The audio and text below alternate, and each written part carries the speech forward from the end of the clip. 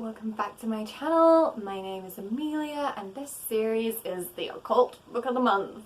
And this month I read The Art of Mysticism by Gabriel Sarome. No one asked me to, no one's requested anything yet, so I've just been picking the cheapest books from my book list. Great! So I wanted to talk about this one just because I haven't really delved into any serious occult books yet. So the first thing I want to talk about is readability. Personally, I think this book was really readable. It was very helpful. There was nothing that I had to Google, nothing that I had to look up.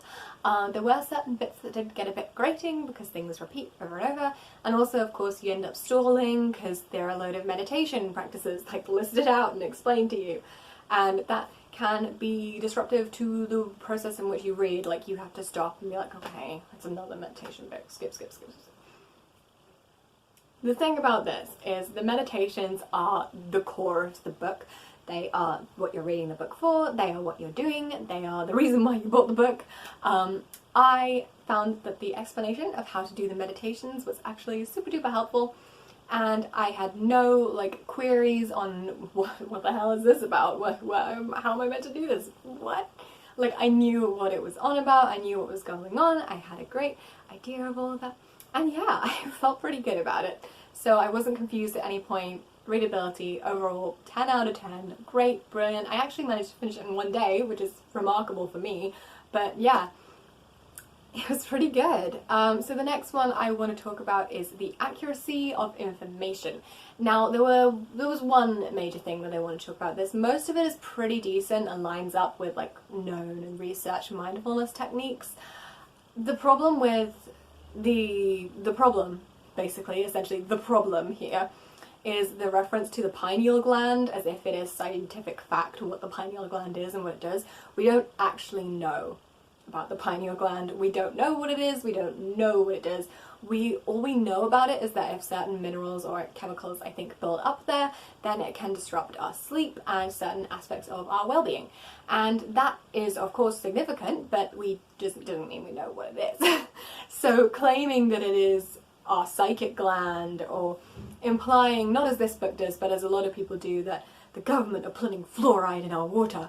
So I think it's fluoride that builds up, yeah. The government are putting fluoride in our water to stop us being psychic. There's not necessarily, it's a little disingenuous because that's not actually what's going on, we don't actually know. But yeah, overall I had no qualms about the rest of it. I felt that, yeah, as I said, it lines up with tested mindfulness practices, which I have anxiety, so I know a lot about mindfulness. So yeah, finally, the final section that I want to talk about with regards to this book is the depth of resources. So the depth of resources I found personally, I'm going to go through this in order. So the first 7 chapters start off I'm not going to be an armchair mystic, I'm going to talk about actual stuff, and then spends 7 chapters talking about the theory, which is a little how do I put this? It's a little, you're padding it out so that you can charge a higher price. That's how it comes off to me. But yeah, I found that not great. It can get boring, it can get grating, it can get annoying, as I mentioned earlier.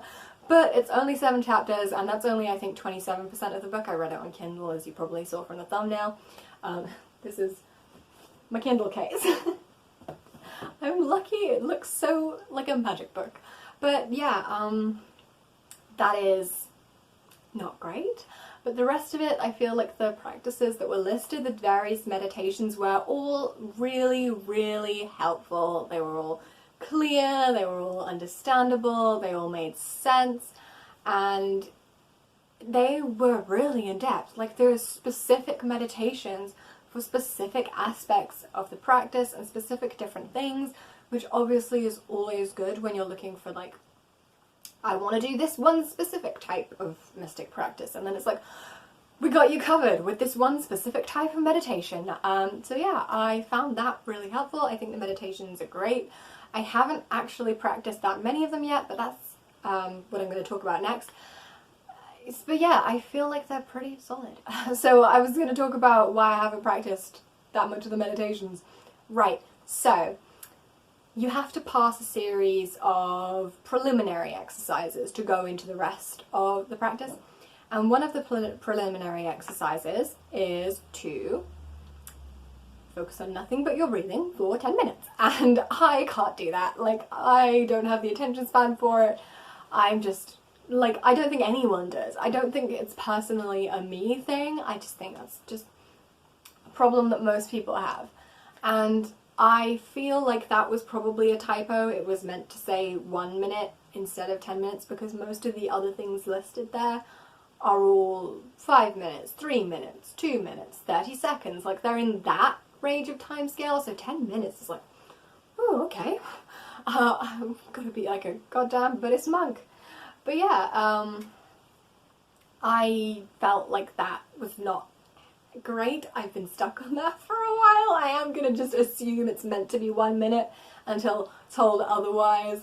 But yeah, I found the meditations, I feel like they are beneficial, especially if you're just, even from a non-mysticalist perspective, just to kind of develop your focus and your attention span. That would probably be really helpful. It has been.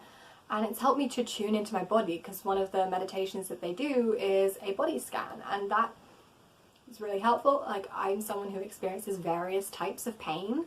I don't know if I get to call it chronic, but I do experience these specific types of pain pretty much every day, every other day, and have done for a while now, and that's just because I'm hypermobile. And I feel like it's helped me tune into when I'm sitting badly, when I need to move, when I need to, like, shake it up a bit, do some stretches, things like that. Just, oh, that's been really good for just checking in with yourself. But yeah, I feel like overall pretty positive. But yeah, my overall thoughts on this book, positive. I think some of it is a load of shit, but who doesn't? Like, generally, it's gonna be a bit of a shot in the dark with most occult stuff, especially because I'm quite new. I'm like a trainee occultist is how I refer to myself. But yeah, I found that this one was a pretty decent starting point, and it also does have a decent further reading section at the end, so you can go on to the point after the starting point. I forgot the name of that. But yeah, recommend this. It's great. Just bear in mind that it is a little outdated, especially as pronoun usage at the start. It says, I hope you won't be offended, and then it goes, we're going to use he and him instead of switching he or she for everything. And I was like, they. You can use they. It's okay. It's not grammatically incorrect. That's all I have for this week's episode, this month's episode of Occult Book of the Month. And I will be filming another one. I think the next month's book will be The Art of Occultism, I think, which is the second one in this series of books by Gabriel Saron. And I want to read that because it's equally cheap. If you have any suggestions for after that, please let me know down below in the comments, and I will be sure to include them in future Occult Book of the Month videos. But yes, thank you all for watching. I will see you all next time. Bye!